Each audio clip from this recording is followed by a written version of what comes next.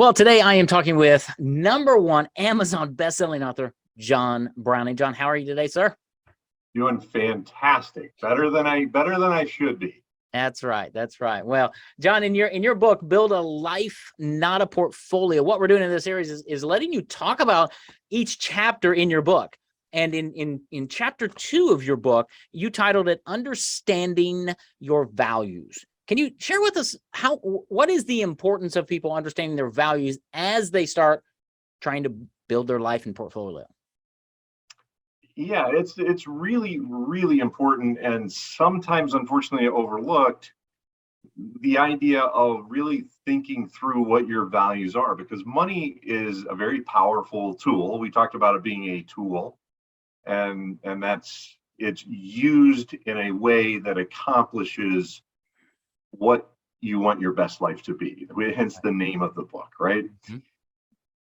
But surrounded in that and all wrapped up in that are what are your values. And I find that most people they have values, right? They've grown up and developed values based on their perspectives and things that have happened to them in their lives and what they've learned, but they haven't really articulated that. They haven't really thought that through. And just having that conversation about, based on your values, how do you want to invest? How do you want to build out everything from your estate plan to your planning for taxes, to how are you going to support yourself in retirement? And then, of course, what you want your best life to be, what you want to be doing, not just in retirement, but along the way as you travel there also. Right. Well, yeah. I mean, you have a great story that you share in the book and on this podcast many times, or the podcast that you do is you bought a Harley-Davidson at one point in time. Well, that was something you wanted to do. That's part of having your best life now, because that brings joy to you. You used a tool called money to buy something you really enjoyed.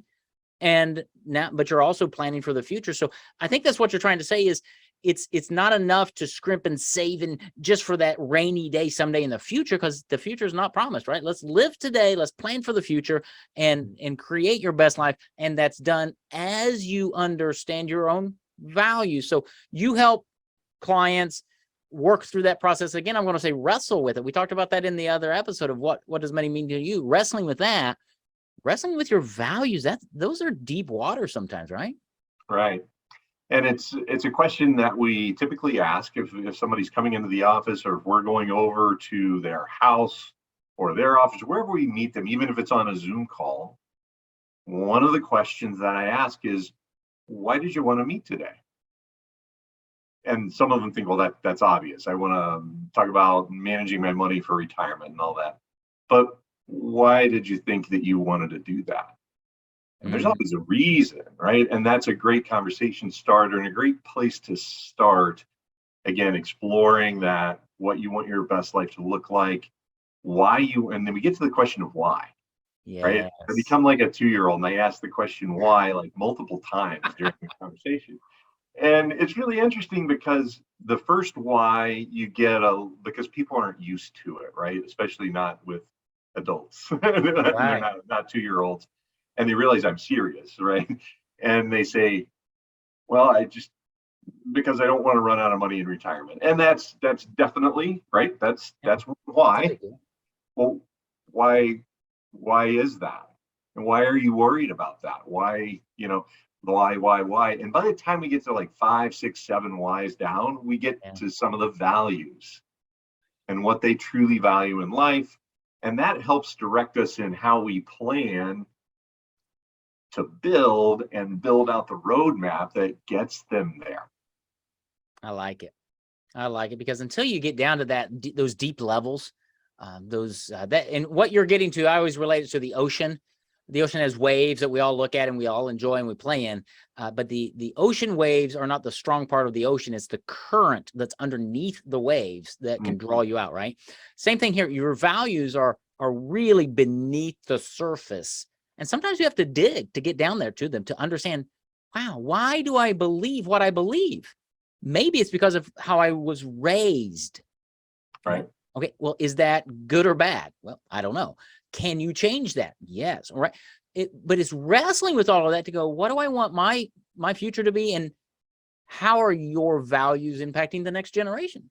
Not money-wise, just value-wise, because that's going to impact how they think about money. So getting people down there to ask those questions 5 or 6 or 7 times, asking why. Help me understand that. Why is that so important? Those are really, really important discussions that really set the tone and the trajectory for how you help people plan and create a portfolio that sustains and provides for their life. Fair? Yeah, that is exactly right. And the really good point you had there, are those values and where they came from, are they right? Are they wrong? Well, generally speaking, there's no right or wrong. But when you talk to people who have done something really bad, we would all consider to be a bad thing. And sometimes I talk to these people and I ask them their story, and you'll always find that there's a reason somewhere back in their history of sort of why they kind of took that wrong turn. Mm-hmm. And no excuses for anybody, but it's not necessarily, I decided I'm going to do something bad because I'm a bad guy or bad gal. It's because something got twisted based on some experience that they had in the past. That happens with money too. Yes. It absolutely does. And why is it that when you get an extra bonus at work, you get an extra $1,000 at work, that it suddenly just disappears? Yes. Why is that? Well, let's dig down and find out why. And can we change that? And you're absolutely right. You can change if you want to. That's right. You have bad habits. We all have bad habits. What if we were to discover and uncover and develop good habits surrounding money? That's right. And that's why I say I talk to everybody, not just people with multi-million dollars.